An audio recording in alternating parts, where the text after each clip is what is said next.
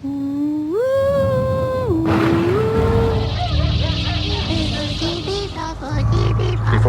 after, before, after. They turned out to be completely unreliable assholes.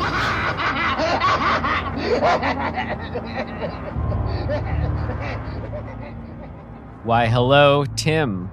Oh, hello, Ryan. And hello, everyone listening. Thank you for being here to Dismembering Horror, episode 139 of Dismembering Horror, the podcast show where myself, Ryan McDuffie, and Myself, Tim Aslin. we dismember a horror film every week. We talked about what worked for us, what did not work for us, and anything else we found interesting or noteworthy.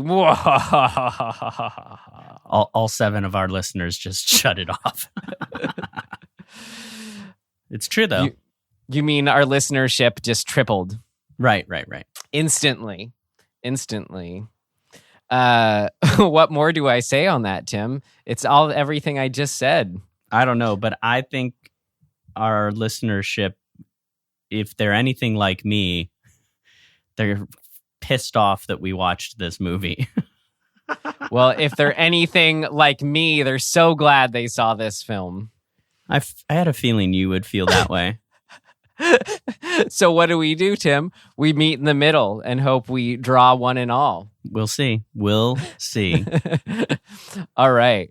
Well, what is this movie? Today's film from 1964 is Brazilian's first horror film, At Midnight, I'll Take Your Soul.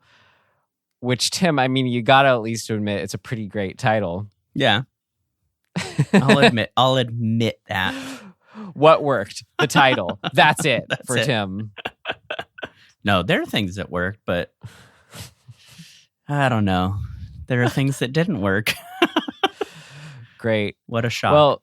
Well, hey, then, anything else on you want to say what our show is or any other business to attend to before we watch the trailer? No. What? All right. I mean, what kind of business would I even have? It's none of my business. I'm just sitting over here feeling like I got run over. I mean, when I say business, I mean, it's great to hear from you, but I meant more of the show. Okay. No. Great. No. Then we'll just continue on with the show with the trailer. You don't want to hear about my life? You said you didn't have anything. I don't. I'm a slug. I've become a slug. We've hit slug, the slug portion of pandemic life. Well, I'm a banana slug. That was my mascot for UC Santa Cruz. So you're in good company. Oh, man. We had a banana slug incident when I was a kid once. It was crazy. I had a slug incident too. What was yours? We were in... we went to a park, like one of the state parks, and it was like a vacation thing. So it was the only day we could do this, but it was pouring rain. We were like the only people in this park. This is my family. I was like, however old you are in 4th grade. And when we got back to the car, the entire parking lot was completely full of banana slugs. So there was nowhere we could go. Wait, we couldn't pull out of the parking lot without running over banana slugs, which is totally like not cool. But we were trapped. Like there was nothing we could do. And it wasn't like they're going to like get out of the way. They're slugs. So we had to like gingerly try to pull out of there and not run over as many as possible. It was so messed up. There's a horror film, I don't know if you've seen it, that was fun, called Slugs.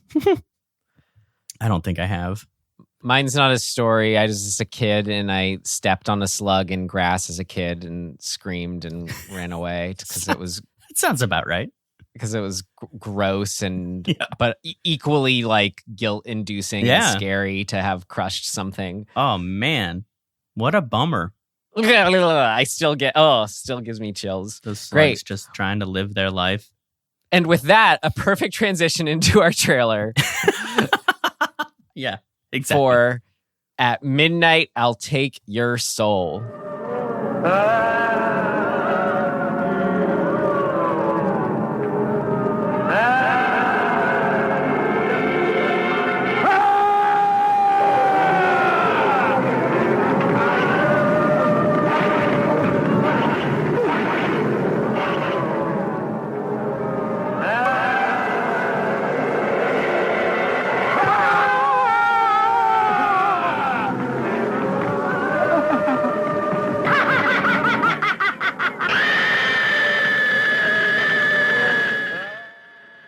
All right, Tim, reasons I thought you would like this movie. Okay.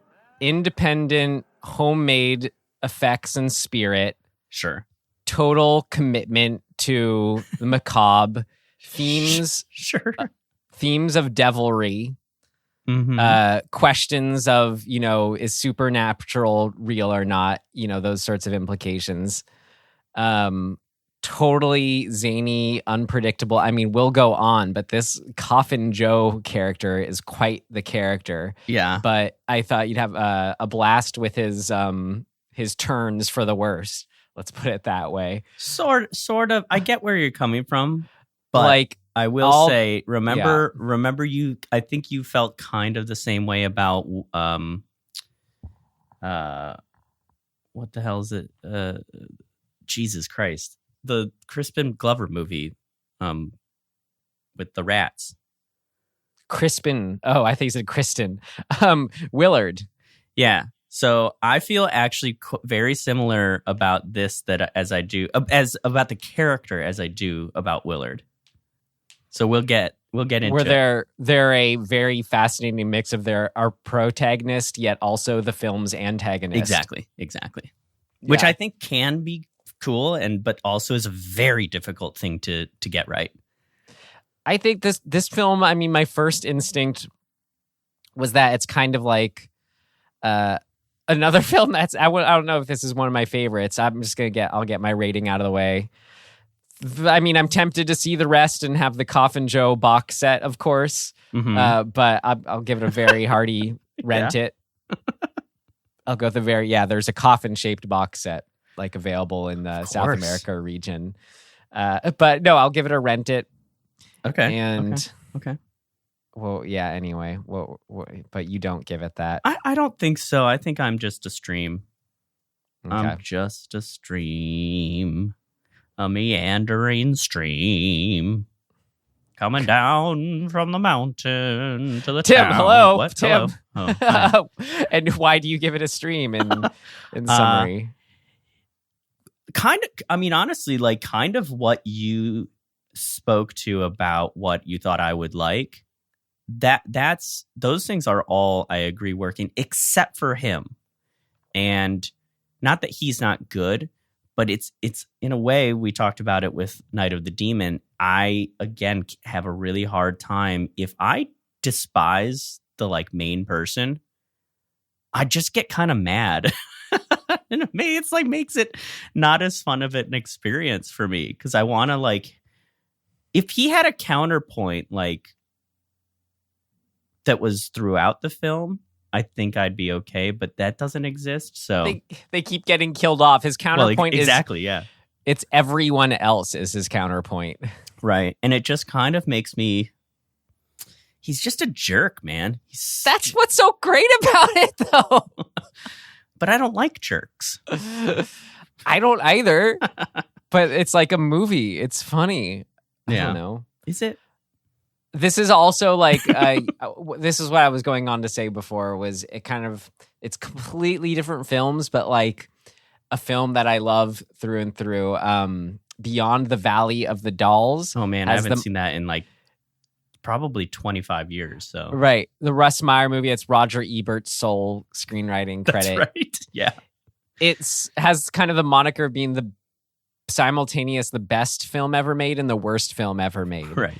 And this feels like one of those to me. It's the greatest movie and also just the worst movie. And I think all the things that make would make one say are the greatest aspects of it are all I really care about. And then anything are the worst things, just give it its charm and uniqueness.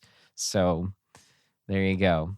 Yeah. And I'm just fascinated with this not just the character, but like the actor who basically was the filmmaker who just stepped forward because he had to make it on the budget, and how he became like as big as Freddy Krueger in Brazil. Like he's like Brazil's horror icon. Like he's huge there. Yeah. And just that's fascinating to me about how, you know, he clearly struck a chord there. And then hearing about like I said, the super independent spirit it was made. Mm-hmm.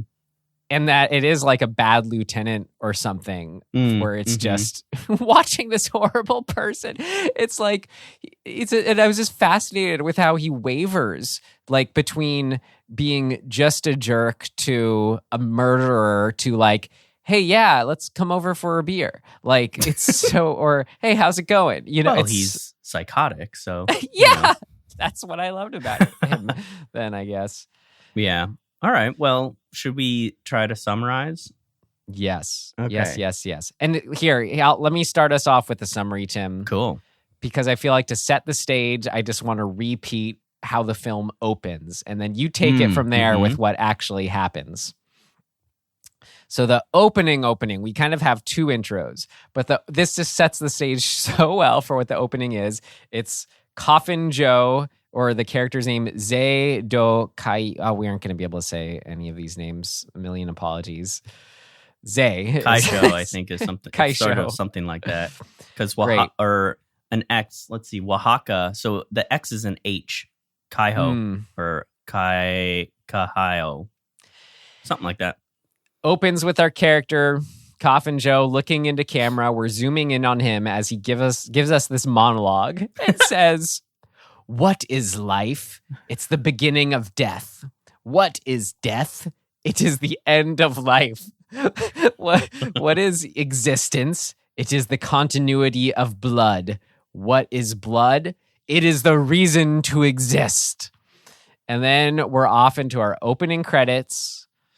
And then we have another intro from our witch character warning us to not watch the film. That's because at midnight, she'll take our soul. I love it. She gives the warning, and then she goes, "Oh, too late. You're already watching it."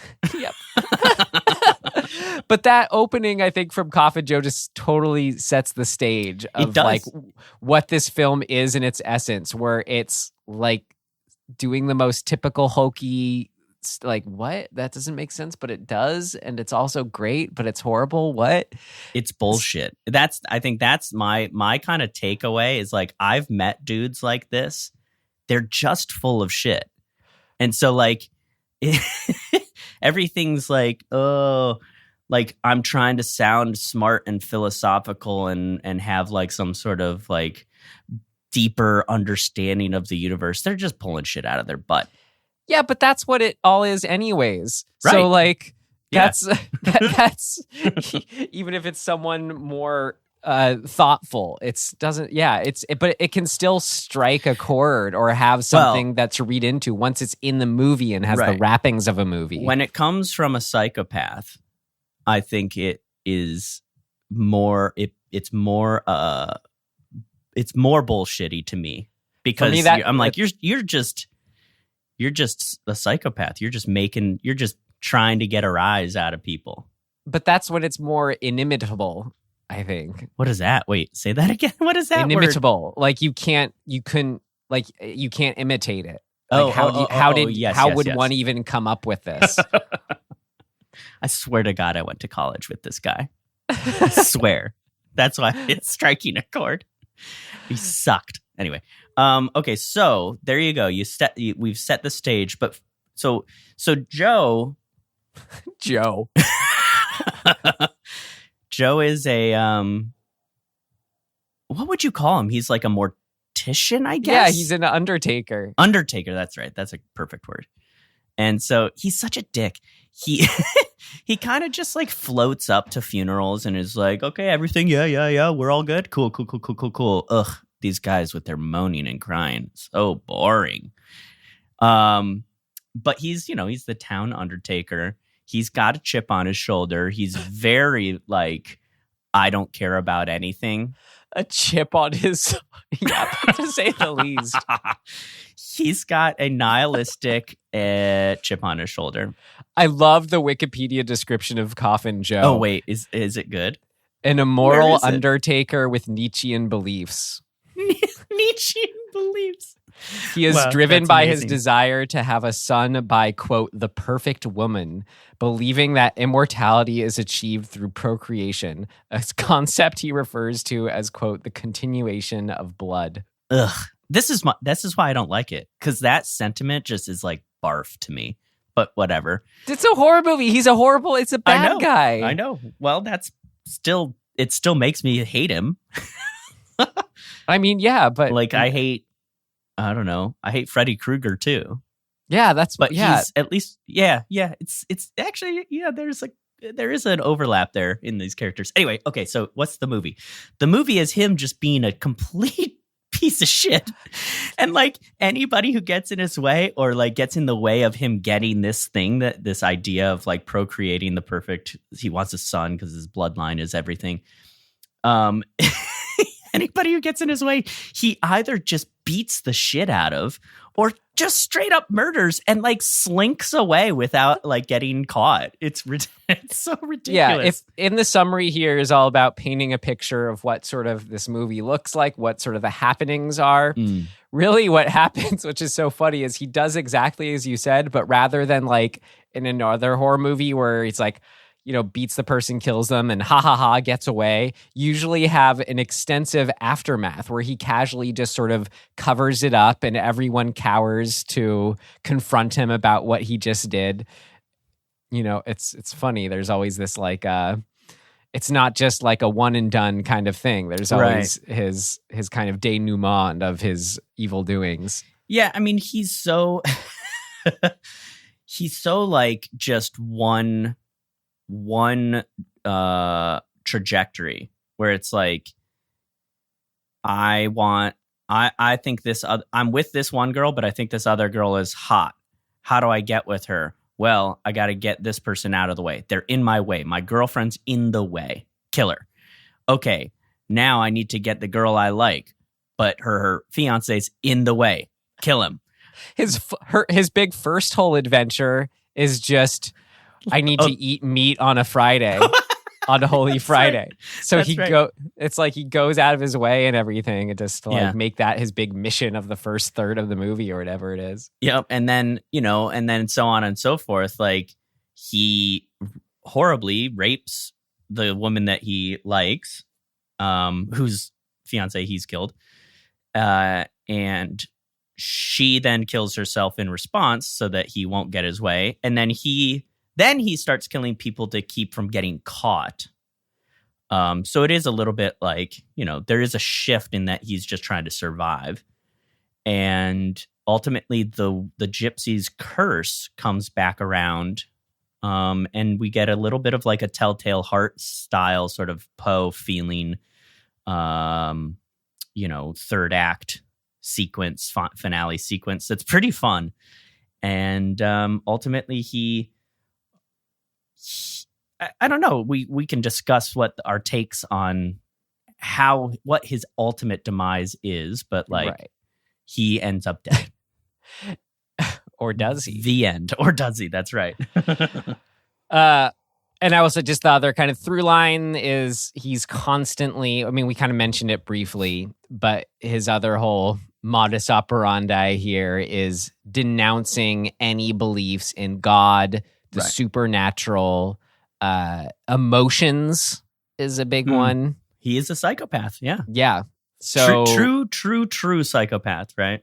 Yeah. Takes pride in telling people who have a set of beliefs that their beliefs are dumb and bullshit. Because I was thinking about this the other day. I was trying to like relate the type of people who just on a low level they're just kind of jerks that like want to get a rise out of people, and compare it to the same mechanics that exist in like a serial killer, like somebody who truly is disconnected to the point of like killing people and thinking that that's just fine. And I came up with the idea that I think the common thread is that they're so lacking in empathy that their whole motivation is to feel pleasure. And on a spectrum of what gives them pleasure is sort of where they land in the severity of their psychopathy. So like on the low end of the spectrum, they just get pleasure out of making people uncomfortable, saying crude things, making a weird joke, standing too close, whatever. Like relatively harmless, but super annoying. All the way up to literally killing people because it gives them, it's arousal. Pleasure is actually not the right word. It's arousing to them. And I was like, holy shit, there's this huge spectrum. And we've met people like that. I'm not saying everybody who's like that is a psychopath per se, but there is this spectrum that kind of makes more sense to me, because sometimes I meet these people where I'm like, what's their problem, man? Like, why can't you just not be a jerk all the time? So this guy, I think, falls into the the further end of that spectrum. But it is that same thing. He just wants to mess with people. Wow, I feel so seen. Great. Should we move on to our first section here? Yeah, but you possess empathy, Ryan. So that's good. I like to think so. Great. Unless it's all just an act. What else are we doing here, Tim? That's right. What we're doing is we're moving on to our first section. What worked? What worked? What worked for you? What worked for you? What worked for you? It worked like a charm, Smith. What worked? What worked for you?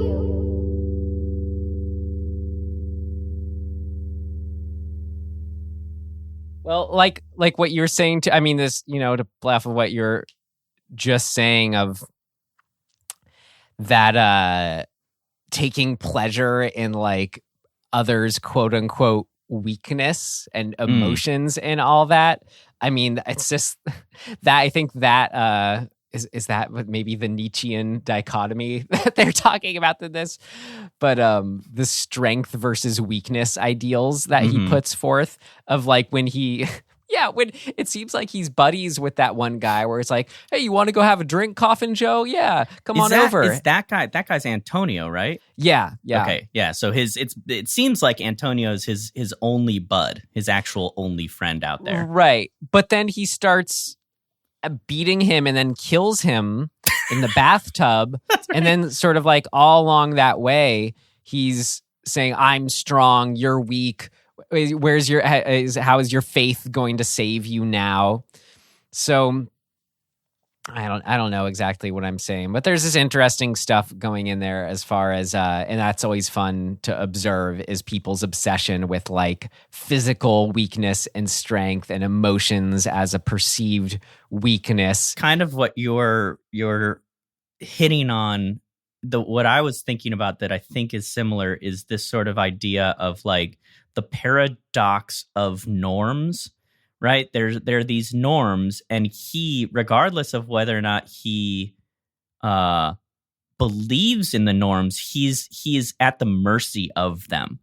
And so like a norm being like power, the power dynamic of just being a human being, and like the norms that different cultures have decided how they frame what represents power, whether it's like masculinity represents power, or like, I don't know, what's another good balance, like feminine, masculine balance represents power, like whatever the thing is. But in this culture, it seems like the main norm is the power of faith and belief. And he is like butting up against that, but it's still the same. It's a paradox for him, because he's essentially saying, well, I don't believe in that, but I do prescribe to power being something that I can inflict or hold over somebody else, which is the same thing, right? So it's like the great irony of his bullshit. So I think that's really interesting, because he's, in a way, he's a bully, right? That's just kind of a basic just reality for him is, and like typically is, we know in life, bullies tend to be coming from a place of deep insecurity. Like that's what they're motivated by, is hiding where they feel like they're lacking in themselves. And in the case of our hero here, Joe, it's interesting. I don't think this is actually in the movie, but his backstory is he is like scarred from World War II and came home to find his wife cheating on him or whatever. And yeah, that's his backstory. Man, if that's not in this movie, right? Because I didn't catch that. Okay, so I think that singular fact would have catapulted this for me. If we had gotten like, I don't know, maybe some little flashbacks or something. Obviously, they were constrained because it's such a small indie like endeavor. But man, that makes so much more sense. And then to bring it back to like extremes and different dichotomies and stuff at play here. It was the Wikipedia description. It said Nietzschean beliefs, which I'm sure there's a lot to that, but I just think of there's the how do you say, Dionysian versus Apollonian traits. So like the chaos versus order, basically. And I think it's, I don't know. I think there's a lot of horror in here, knowing that, and I mean, maybe I'm stereotyping here too with like Brazilian culture, but the sense that I get is, they're overall very like fun-loving, have parties, that kind of outgoing people. So that just, I don't know, that just connects with the whole those two extremes, the chaos and the pursuit of pleasure versus the order, the predetermined. All that, I don't know, it makes sense. Yeah, that's true. And I think what's cool about it is that, it seems like my impression, similar to what you're saying, is that Brazilians have found a bit of harmony as a culture with those things. And that's great. And it makes sense then that Coffin Joe strikes a chord as just being someone who's the ultimate hedonist, I guess, is a way to put it. And I think there is a horror in how he calls people, I don't know, not because there's, of course, I think it's valid, these, these rituals and beliefs people have, but because it's not like in the physical world, there's a horror in there when he calls people out for it. Like, okay, let me just give an example. Like when he forces the guy, threatens the guy into eating the turkey leg or whatever on the Holy Friday. It's like we see nothing. He doesn't get sick instantly. Like he's not instantly smited or anything. So there's this, I don't know. It's just so, but it's still like we know it's wrong though. At the same time, it's not respecting his beliefs or boundaries or whatever. Well, and I think there is a lot in that, because it really is what we're talking about is like it's such an abusive way to try and teach a lesson, right? Like telling somebody that their beliefs are like putting somebody into this scenario where it's almost like life and death, and I'm going to prove to you that your beliefs are just nonsense, mysticism, whatever. You can believe that. Like that people can believe what they want to believe, but like forcing it onto somebody and like humiliating them in that realm it's not cool. Like what does anybody gain from that version of teaching somebody that lesson? Nothing. It just makes it worse. And I think we see that all the time globally for all of history, right? Instead of being like, okay, well, I have a different opinion, and just like being cool with living your life from a different set of rules than somebody who lives them from a different one, barring that nobody's actually like their rules are, killing other people. But like we should be able to just be like, yeah, it's cool. Like we can all kind of have our own rules. But humans They don't do that. They're like, my rules are right, your rules are wrong, and I'm going to like, I'm going to put my boot on your neck to let you know. And that's really what Joe is. Like, he's that thing of like, it's not enough to just be an atheist or even just be a hedonist or whatever. He has to like put that on other people, which is ironic because that's the thing most people complain about. Like, an atheist will complain about religious people pushing their ideals onto other people, right? And so it's like, we're all just doing the same. Well, but like in this case, it's the same, two sides of the same coin, right? Neither are good.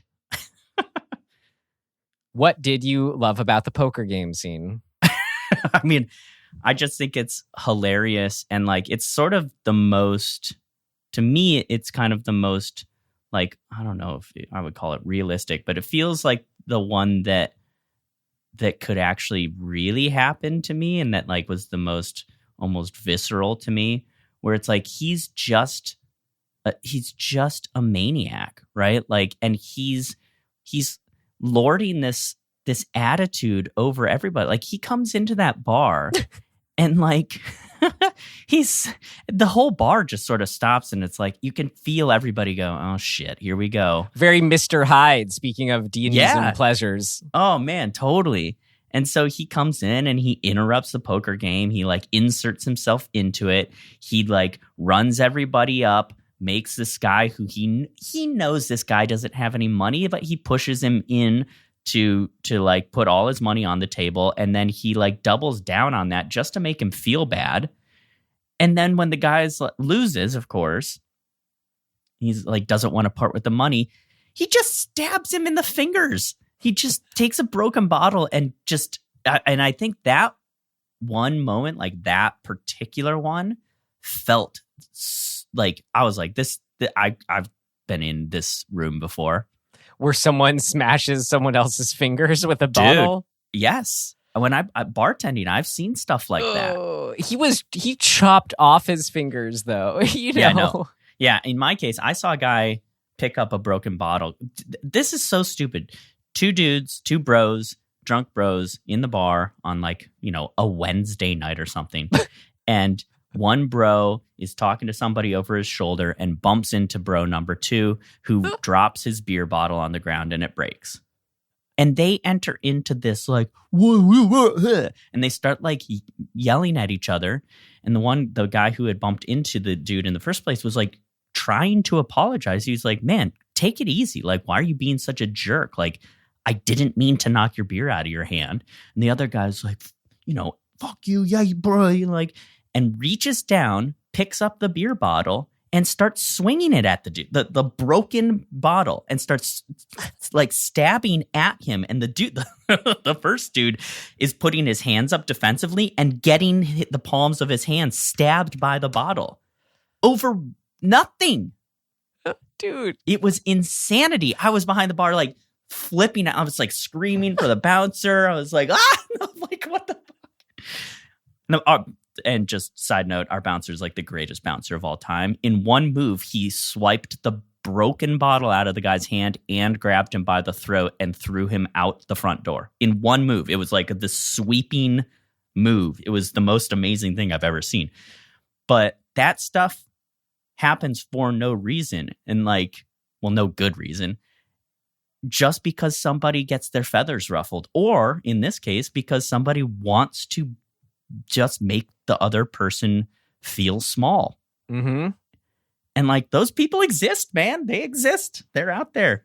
It happens early in the movie too, which is so great. It's kind of the first visceral act of violence we get, and it's intense. Just like it looks, it's grainy, gooey, black and white. Yeah. It just, they get chopped off. But then, I mean, this is probably the best example of what I was saying I loved up front, of just like how rather than, which, I mean, it's great too, how Mr. Hyde, after doing such a thing, would just kind of cackle and run away. Joe sticks around here. He plays it cool and then just kind of immediately almost denies it or says it was an accident, says, go call a doctor. Doctor shows up. He says, oh, yeah, I had an accident, whatever. Then just still hangs out at the bar with them, and starts further antagonizing them other ways. And then as soon as someone tries to confront him, he starts whipping him. Yeah. He fights him back and starts whipping him into submission. It is like his whole character is just the worst, man. He gets away with everything. People just keep bowing down to his like shittiness, which is good, because ultimately you need that so that when he gets his just desserts, it feels more appropriate and cathartic or whatever. But man, this poor town, they're just at the mercy of this guy. They are indeed. Everyone knows him. Everyone keeps an eye out. You just wish somebody would show up and just knock his teeth out and be like, enough. Right. But like that thing, because I think we all have that impulse to some degree of like when we feel powerless or at the mercy of power, especially like power in the hands of like not cool people, we want to take that back, and like we feel so helpless because we are operating under the constraint of like, it's not okay to punch somebody in the mouth. Well, and that's what makes kind of, you could say a house that Jack built, another example of just sort of horrible psychopath getting their comeuppance at the end, where there's this fun and this desire where, yeah, exactly like you just said, when it's a case where we don't have like a literal person being able to fight back, we just hope for some sort of cosmic justice. Yeah. And within a horror film, the something maybe supernatural striking back, some sort of fate bestowing our anti-hero here. Yeah. And we definitely get it here, where it's like, it's that whole end sequence after kind of just this weird movie of just kind of like dawdling along. He's just going around being an asshole to people. We have this, which I still think was great. We have the ending where we get that exact him getting his comeuppance, but it's so much fun because it gives us just enough little tenets to hold on to, of like, when you see a black cat cross your path, it will be the devil, and basically laying out what's going to happen leading up to at midnight when your soul will get taken. Right. And it all plays out. And just to jump ahead to the ending, Tim, because that was just all great. We have his epic one-take monologue. It's basically shouting at the gods, where he's like, test me. Where are you now? Da, da, da. All that. It's so epic. It's in a graveyard. It's great. I love it. Well, I like that. The real premise in a way is like, look, you don't have to prescribe to the like hardcore dogma of whatever culture you're in, but don't shit on it. Because that, like, once you start doing that, there is such a thing as like cosmic whatever, like retribution. And I think that's a really cool concept where I think this is just true in life. It's like, it will come back and get you. Like, and nobody really gets away with stuff forever. And that can be often represented in nature, let's say, as if, nature is just, nature. It's a force. It's the force that will push back and be a part of whatever is karmically pushing back. Yeah. Just whether that's, the cat in the form of the devil, but just a shout out to so much fun, the like puppet owl that flies at his face. Yeah, I laughed pretty hard when I saw that. You just gotta love it, Yeah. And then come on, when the dead do show up, it's like that effect, like what a genius thing, like within your restraints of budget. Are you talking about post aura Okay, that one. Wait. Are you talking about the group of them where it's like the reverse image? The first guy who shows up when he's about to light his pipe with the candle, and he's got this like aura around him. It's like, I don't know, sparkles kind of around him. But I'm going to tell you what that is in things of note, Tim. Oh, great. It's such a cool effect for the time because it's obviously a post-processing effect. It's not in camera.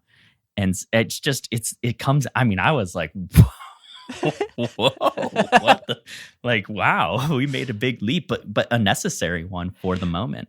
But then, I mean, then also I loved that. And then what's also I loved is then it gets into what I mentioned where it's the whole group, the procession of the dead, where it's like the black and white reversal, imagery of them walking out. But then also an added like glow outside of them or something it looked like. It was great. Yeah, I don't know how they did that, but yeah, it looked cool. And then all culminating in how about, and then we got some very vampire-esque stuff of him seeing himself in the coffin being carried. Mm-hmm. That's always fun.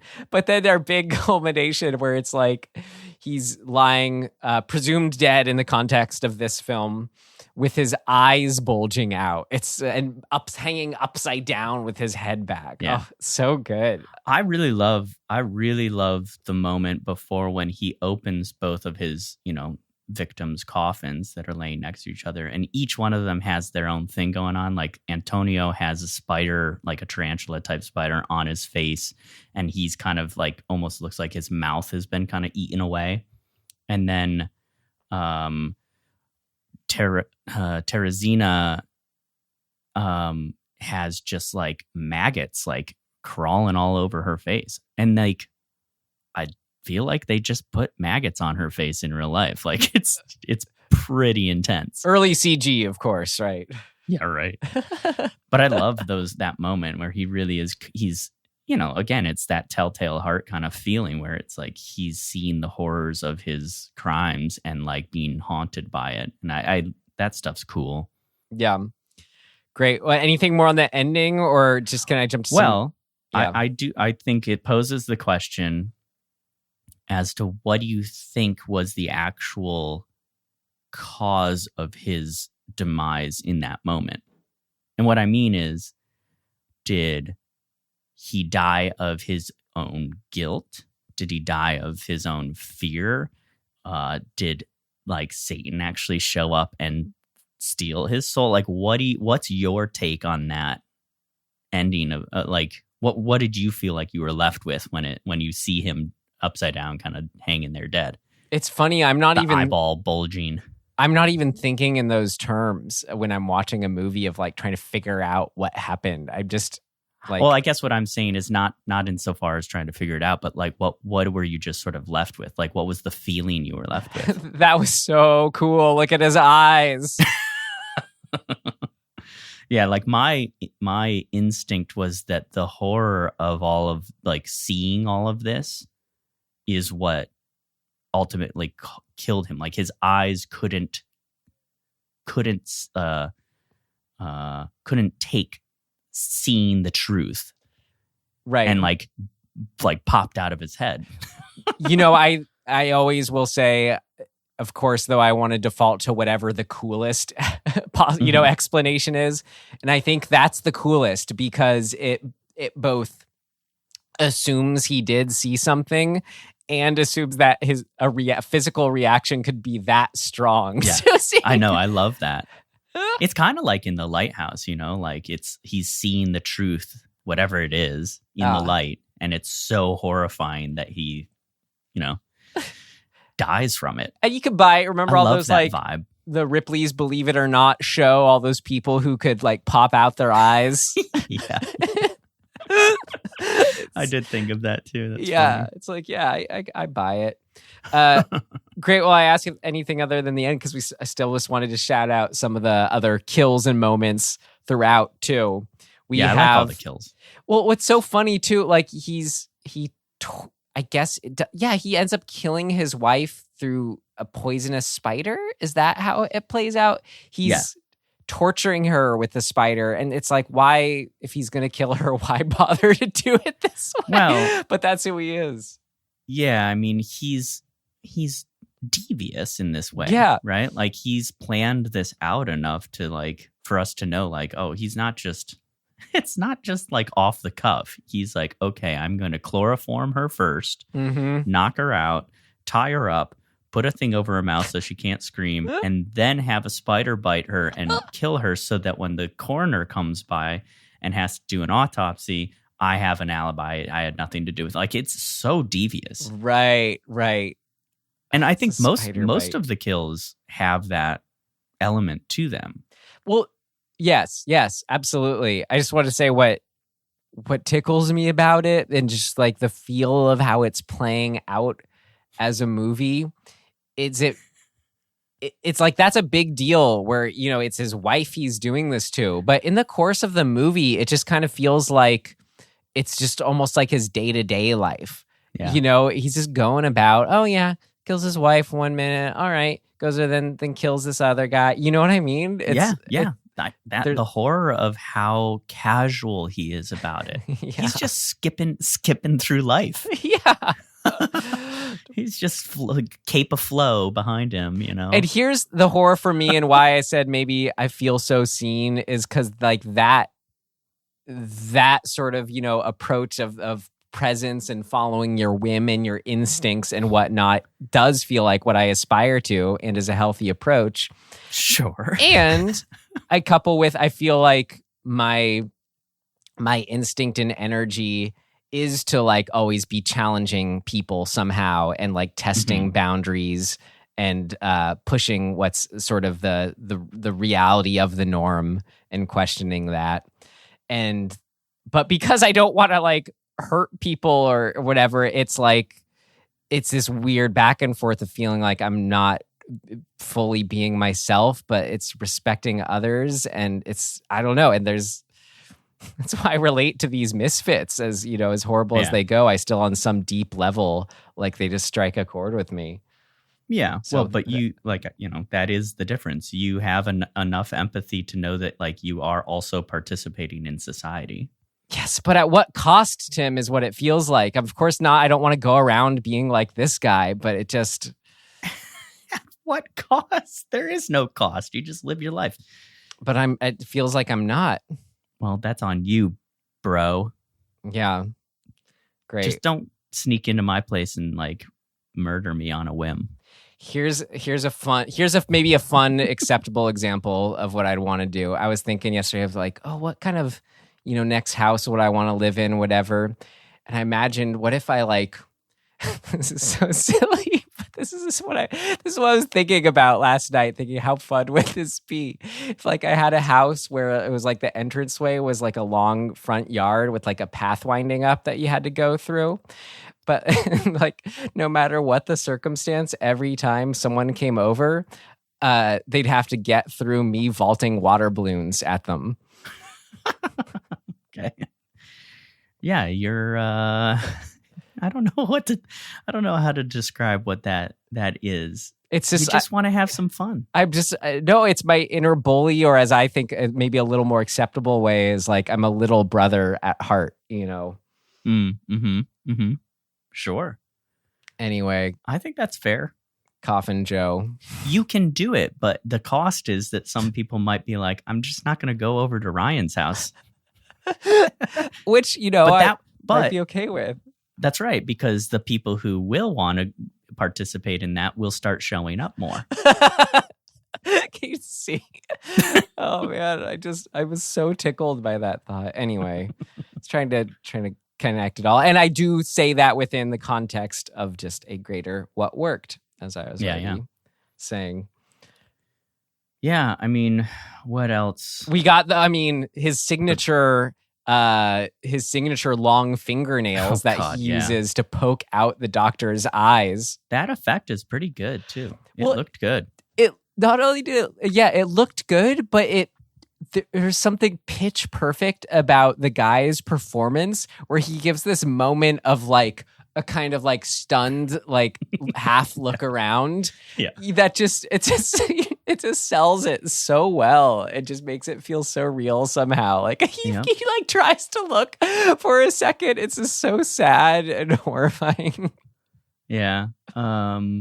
Antonio's death is pretty solid. And then doubling he up. sets him on fire. Sorry. I know, After gouging his eyes out. Well, he's gotta make it look like an accident. He sets him on fire. It's like as if gouging out his eyes wasn't enough. He's still alive, and he sets him on fire. Sorry, I just love it.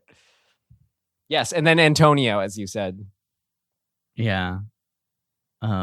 Just I like that one because it's whereas like he's pretty successful with killing his wife without any real issue, right? Like he handles that one fine. Antonio feels more like he's a little bit over his head, like in over his head.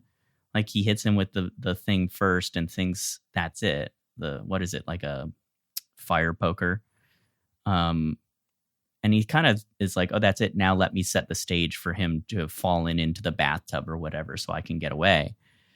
But then Antonio's not dead. Like the inherent sort of like, oh, I'm now in trouble a little, like I have to solve a new problem. That to me is some of the most fun stuff in any movie where it's like really any circumstance where it's like, I have a plan. I'm executing the plan. Seems like the plan's going fine. Oh shit, the plan's fucked. Like now I got to just think on my toes and deal with the new problem. And I love watching those moments unfold. Yeah, especially when it's a character like his who he's equally kind of where he'll take the time to think and how to execute something properly, but then also, just like you said, is really fun to watch improvise because he's such a planner. It makes it people like that, they're especially fun to then have to sort of watch deal with something impromptu. Yeah. Yeah. It's great because it's like a good way to use the concept of reversals in your writing. Yeah. Where it's like, oh, I got it. Uh-oh, I don't got it. Better solve this new problem. Okay, I got it under control. Just kidding. Now it's not under control. Oh no, what do I do? Oh, okay, this is other solution. That's working. Just kidding, not working. Got to think of a new thing. Like I love those moments. They're so fun. Great. I feel like I kind of made it down my list here. Do you have anything else you really want to say that did work for you? Really, just the last bit before he runs into the witch gypsy. He's that weird interaction he has with the woman from out of town, where she's sort of like representing him, but like the non-dark side of him. It's like she philosophically agrees with the sentiment that he's sort of posing of like, the Day of the Dead stuff is all kind of silly, and like the religious fervor stuff is all kind of silly. He's sort of expressing this nihilistic view of the world, and she's like, I agree. Yeah, I agree. And then like the gypsy, the witch, whatever shows up. I don't want to just use gypsy in a disparaging way, but it's in the Wikipedia. She sort of shows up and it was like, don't think that you can get away with this just because you've met somebody that has like a similar outlook. Like you guys aren't similar.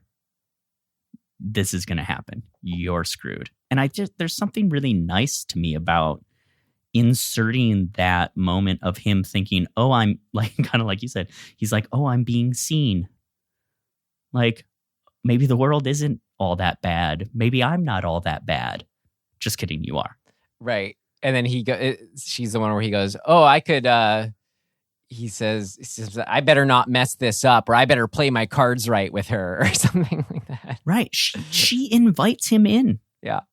And he says no. And we're like, oh, okay. Right. This is new. Like, do I want him to like actually turn over a new leaf and succeed? No. But like it creates that moment of like, oh, wait a minute. This is a different feeling. Like maybe there's hope for him. Maybe he's not all bad. A truly unpredictable, as we said up front, Yeah. I've been saying. Yeah. So I think that was just a really smart sort of final kind of pushing the setup one last time to have the finale that much more impactful. Yeah. So yeah, it's not bad. I mean, we can talk about the things that didn't work, but Well, Tim, I got the perfect section for you, which you can do that. Do you want to? Really? You want to hear what it's called? sure. All right, here we go into our next section. What did not work? It's not ready yet. Seems to work okay. No, something important's missing. What did not work?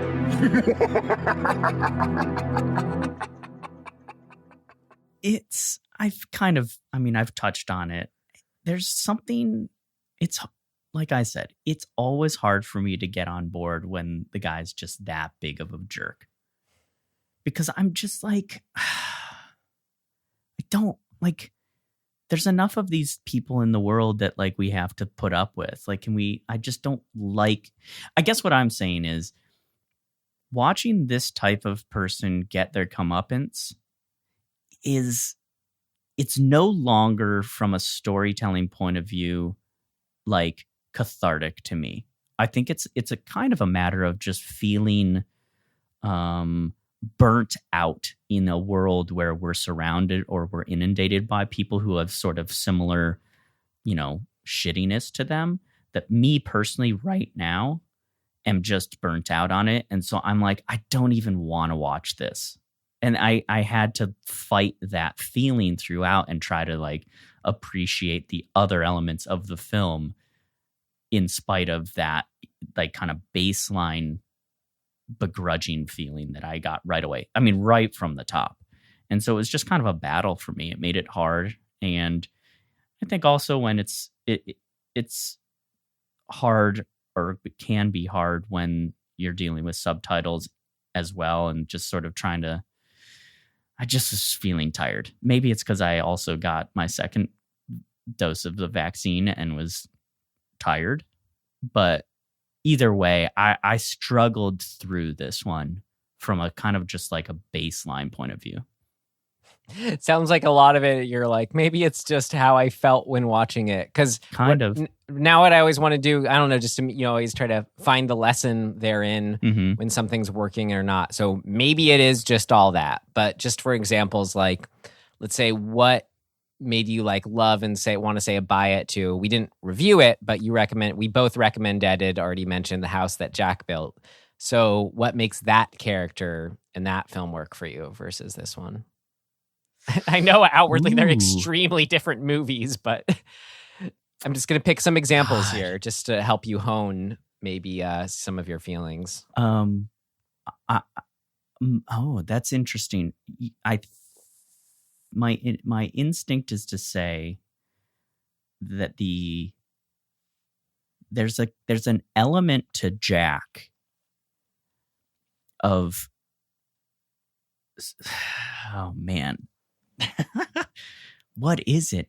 I don't sympathize with Jack, but I think Jack has this level of personal shame and like understanding that he's fighting this thing inside of him.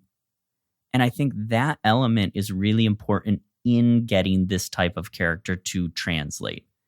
Because I never felt that way about Coffin Joe. He just is like one level constant rah. Whereas Jack, I feel like there's this question mark of like at all times of, wait, is he gonna actually like see that what he's doing is wrong? Maybe that's in the performance. I think it's more just sort of in the depiction of the scenarios where you kind of are like, you're constantly being pulled around. And I think that movie is really good at showing the confusion or the ambiguity of the victim's point of view, where they're going through that thing of like, wait, what is going on with you? And that having that helps a lot. Whereas in this movie, we don't get it really. We don't get the other characters' kind of like actual point of view. They're just at the mercy of him.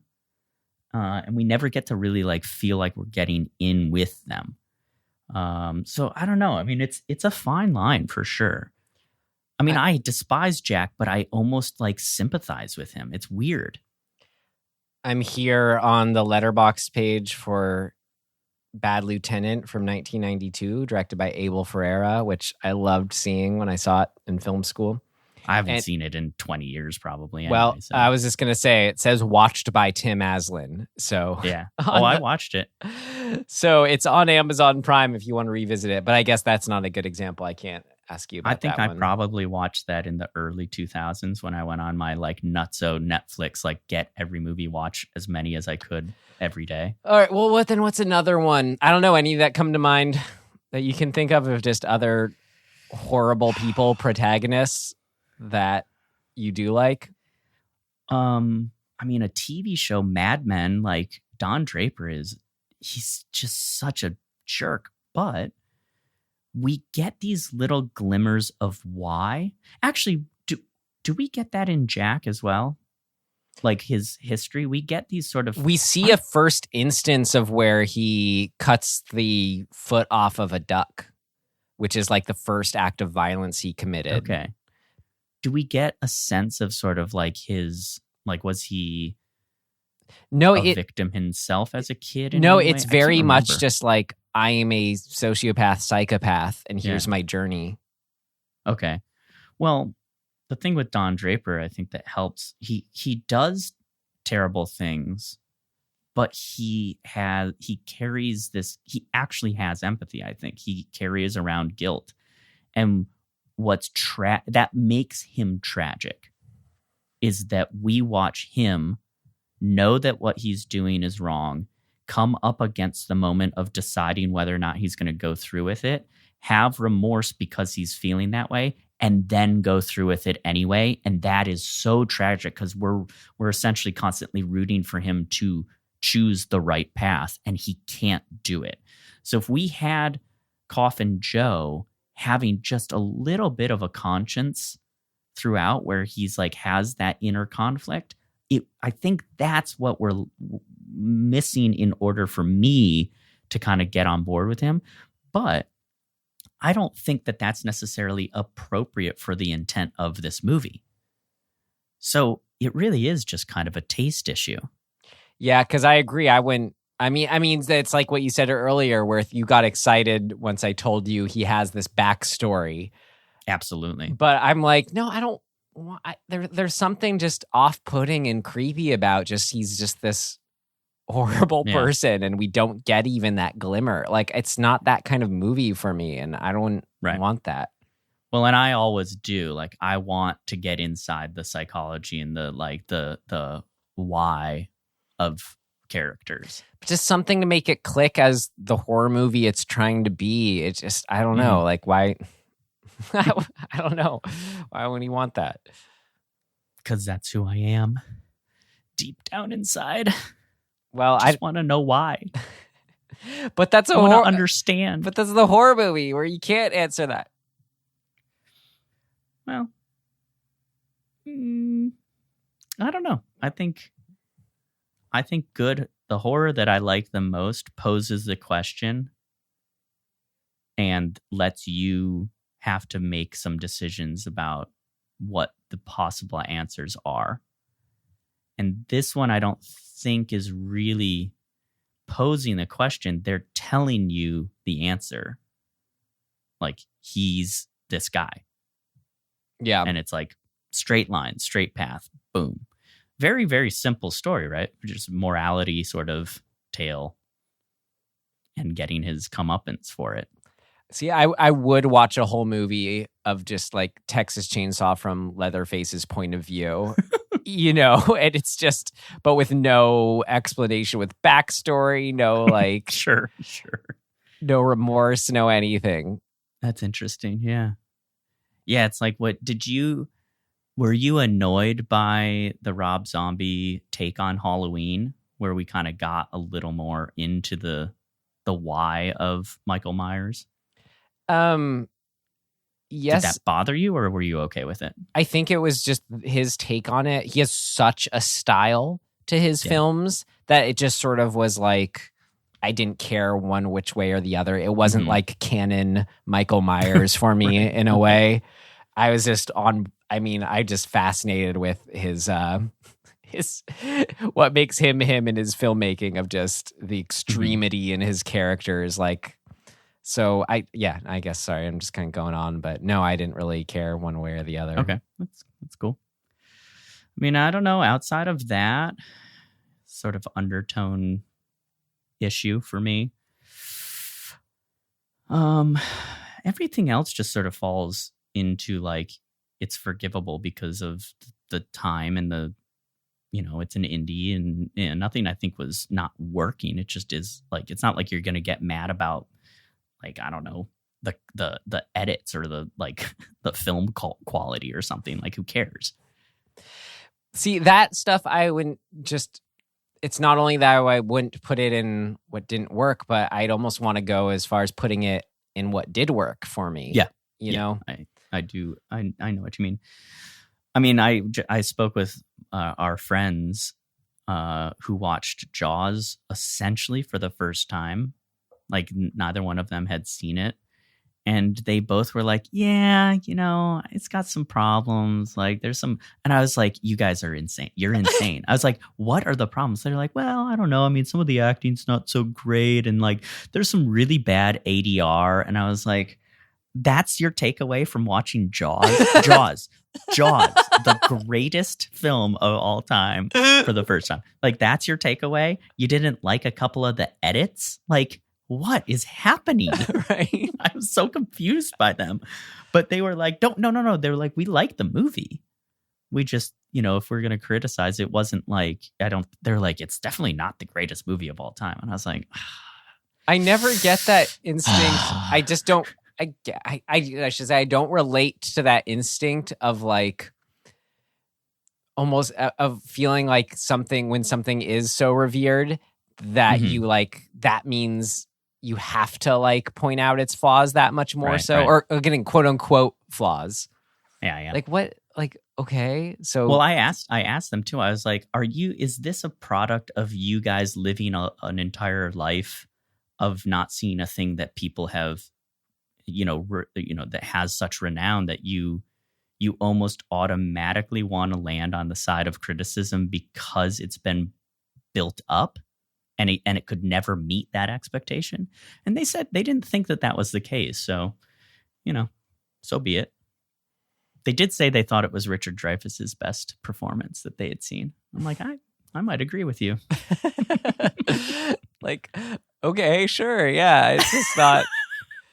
Whenever I finish Jaws, I mean, yeah, he's great in it, but I don't go, wow, Richard Dreyfuss's performance is just what made that movie for me. Right. It's like, the whole movie's great. That's right. It's one of those movies. Think of it being Richard Dreyfuss. I'm like, it's Hooper. I guess it's, what I mean? Like, that's how good that movie is to me. Right. It's just a movie where everything's great about it, to then just sit back and say, you know what was great? That editing was just so, it's just, I don't know. It's like, no, the movie was great. I don't know. No, I know. It's an interesting, I love when you get that, like, out of what feels like an out of left field take on something, where you hear the take and your brain scrambles because you're like, whoa, what?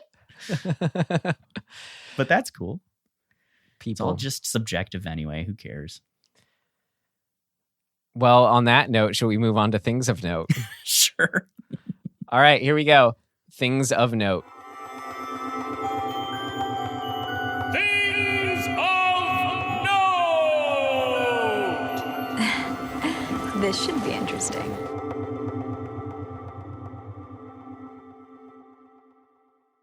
You already mentioned, which I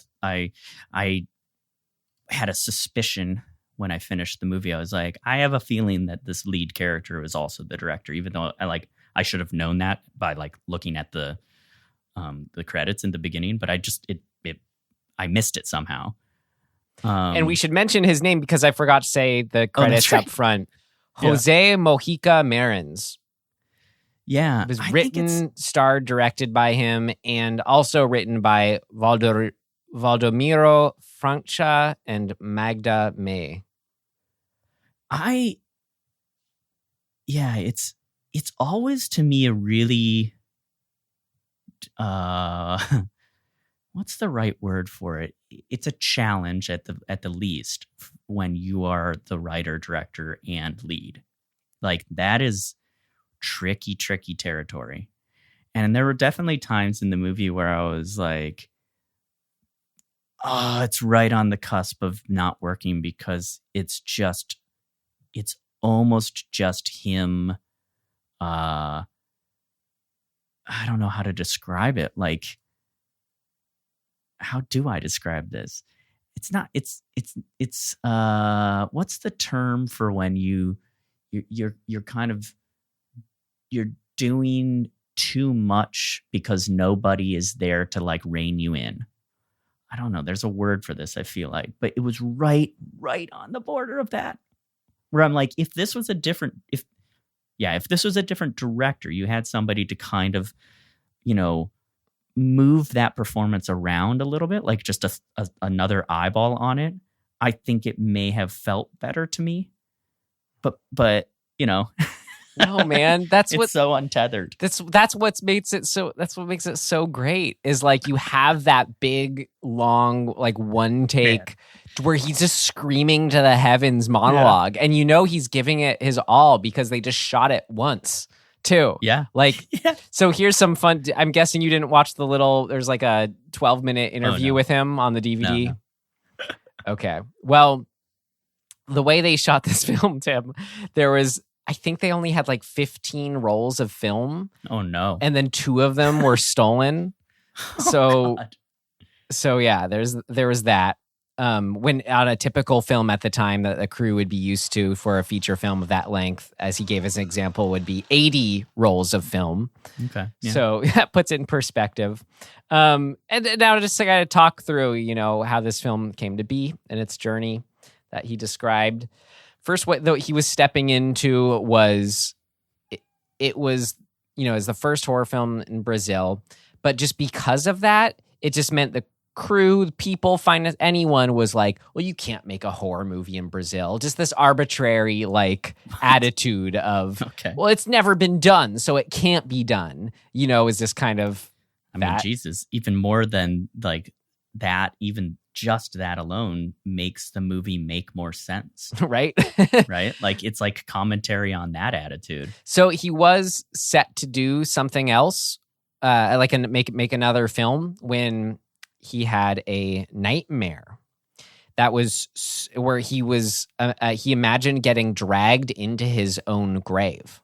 Oh. And he was in such he was so distraught and screaming from it that his family thought he had been possessed. Like, that's how severe his night terror, or whatever you want to call it, was. But that planted the seed of this film.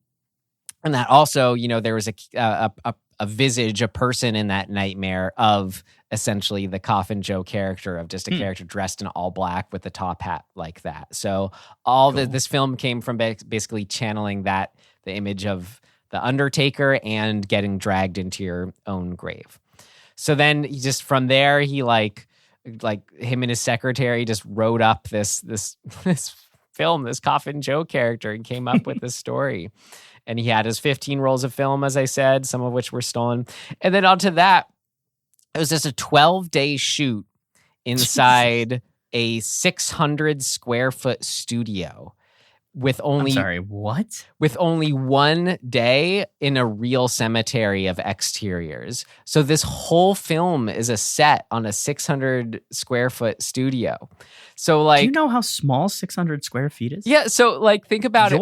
Your apartment is probably about 600 square feet. No, it's actually, this is like 100 something, like 150. No way, really? Yeah. Oh, okay. Man. So think of it. So like when the procession is going by, when he's eating his meat by the window, that was just like they just built the window for that, and just So set it amazing. outside people walking by. Like when he's wandering through the forest and everything, they're all just fake trees and whatever. That's so crazy. Like anything in the frame is probably all that was there in the shot. I bet the bar is the biggest set. So that's probably just the room, like with as little as Yeah. like, a little set dressing as possible. Yeah, exactly. Wow. Like that's it. That's crazy. And it was fun just because he said, everyone like on the crew was like, you're crazy. Like, this isn't going to work. Like, look how silly this is. You just have these two branches sticking out you're walking through. It doesn't look real. And then they're so impressed in the end result. It just totally works. Wow. That is wild. Yeah. Decides to become blasphemous because he thinks it's all wrong. I don't know what I meant by that note. Here's what I thought of you. You would get a kick out of that ghost effect that you mentioned loving. Oh yeah. With the where it's like this border of however you described it. Sparkles. It is literal sparkles. He took glitter and glued it on the film reel. That's about what it seems like. Yeah. It's so cool. Amazing. And yeah, as I kind of already said, the film was hugely popular, but it had some people loved it, some hated it. People couldn't decide if it was great or it was awful. It was just all this mixed bag reaction stuff to it, but you just couldn't deny people, as a lot of things that make their mark, you did have your opinion on it one way or the other, and it was always a strong opinion. That's cool. Yeah. And then my own little fun thing of note from this interview I was watching, I just had to mention. So, what's his name again? Jose Marins. He's, Coffin Joe has his long fingernails. Jose does too. So he was like, well, it worked out when I cast myself because I already had long fingernails. And like 30 years later or wherever, when this interview is, he still has them. And when they're these thick, long fingernails he has on all his fingers. So when he's talking and gesticulating, you're just hearing this like clicking like throughout the whole interview. Oh, no. That's funny. Just had to mention that. What a character. And so, we'll say, Coffin Joe went on to appear in other things, became a famous character. Like I said, he's a Freddy in Brazil. Joe returns in This Night I'll Possess Your Corpse, then again in Embodiment of Evil. He appears as a host in an anthology film, The Strange World of Coffin Joe, appeared in another film called Awakening of the Beast. Goes kind of on and on here. Wow. Including being portrayed by another actor or actors. So, yeah, he's... here's a picture. It's great. Coffin Joe's float in the 2018 Carnival of Sao Paulo parade. So wow, cool. There you go. He's a icon, a Brazilian horror icon. And I'm totally gonna put the sequel in our future hat, Tim. Well, so you have every right to do that. We'll see you again for This Night I'll Possess Your Corpse. Coffin Joe, looking forward to it. Cool, dude. Great. All right. Well, if that's it for our bud Joe, do you have any recommendations for this week? Sure. I've really only been watching one thing, which comes out every Friday. It's the only Marvel thing that's happening right now. It's called The Falcon and the Winter Soldier, and it's fun. Getting just enough of the like Marvel treat that has been so sorely lacking over the last year. So it's fun. It's good. It's not mind blowing, but it's a good ride. Great. The acting is great. Woo. I still want to. Surprisingly good scenes. I do want to watch WandaVision. I haven't seen any of that. Oh, yeah. Well, I will recommend what I already recommended to you, Tim, which was Game of Death, available on Shudder. Oh, yeah. And yeah. Maybe I'll watch that tonight. It's so much fun. It's just like one of those Shudder watches. It's a new movie. It's like 70-something minutes where it's so hit or miss, it feels like when you kind of poke through there. But this was certainly a hit in my book. It's just a simple premise, well done. I think I like the Letterboxd review for it that says Harmony Korine's Jumanji. I think that's a great way to explain it. Just some cool, really fun stylistic stuff on a budget. Yeah, I don't know. I don't want to say what it is because it's just a fun watch. Yeah, don't check it out. I'll just watch it. Great.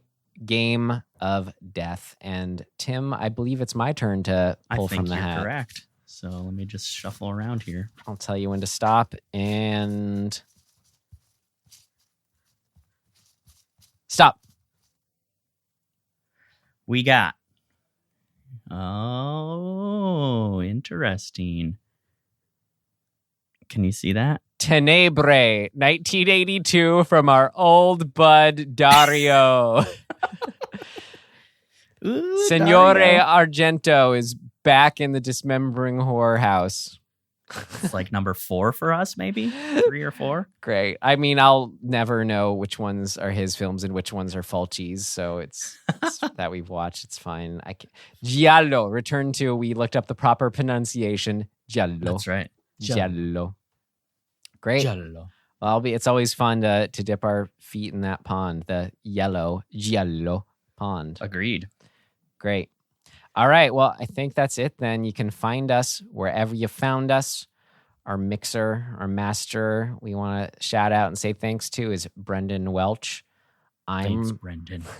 I'm Ryan McDuffie. Oh, yeah. I'm Tim Aslan, if you had forgotten. Great. And so in closing, whether at midnight will take your soul or not, thank you so much for being here and for listening. Yes, and we will see you next time. Goodbye.